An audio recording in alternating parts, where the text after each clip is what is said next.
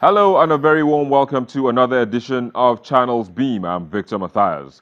Now, Nigeria's political scenery witnessed movements from one party to another by major players, and while some have condemned the moves, others hailed it. However, an age-old adage says, in politics, there are no permanent friends or enemies, but permanent interests. So, the question is, in whose interest or interests have these moves been made? That will be our focus on the program today, but let's first take a detour and see what made the trends in the past week.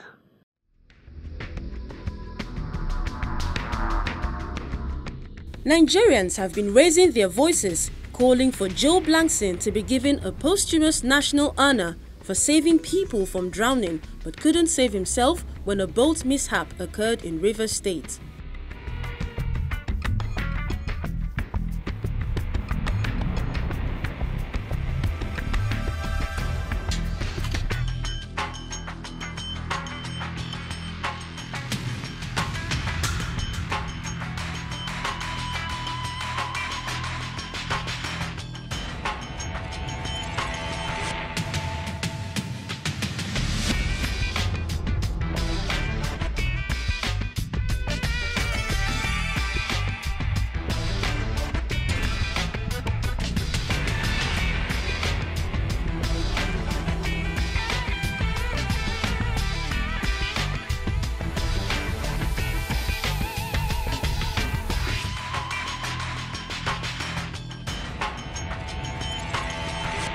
The traditional curtain raiser of the English Premier League was also one of the top searches for Nigerians as it ushers the 2018-2019 English Premier League. Manchester City defeated London Giants 2-0 thanks to 2 goals from Sergio Aguero.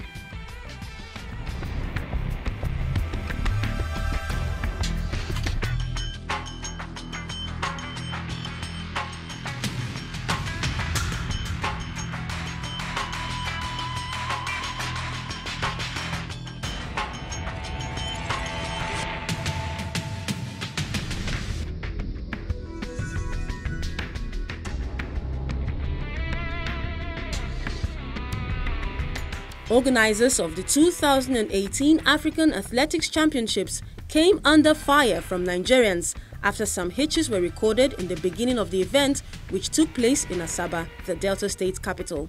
The officials stepped up their game, and at the end, there was an improvement during the closing ceremony.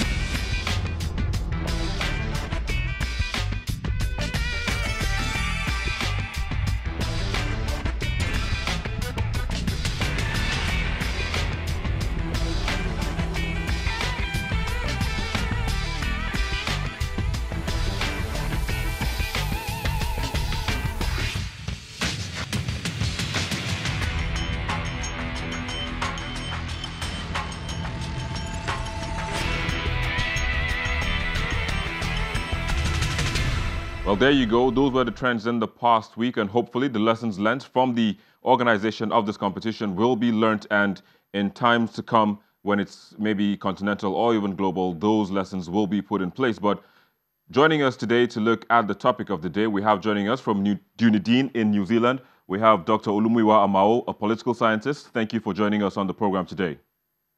It's a pleasure to be here. Thank you very much. And we also have Philip Obin, who joins us from Calabar. Thank you for joining us as well. My pleasure being here once again. You're welcome. Well, so let me begin with you, Philip. You are a chairmanship candidate in Cross River State, but I mean, we've just seen this wave of defections going on. You know, there's just this back and forth, and the rumors also, you know, ongoing. We saw the same thing happen in 2014, ahead of the 2015 elections. Would you say our democracy or our political processes have grown since that period? It is contextual. It depends on how you view it. But I think we have made progress. There's a departure from where we were to where we are now. And I hope we consolidate on that departure. So when you say we're not where we used to be, and there's a departure, I mean, so to speak now, what are you talking about? Can you expatiate? In terms of government processes, well, we are making progress, as you should know.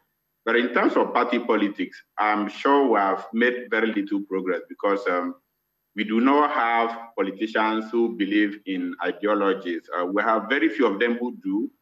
Most of them is about where they can find personal interest. It's about where they can get a ticket.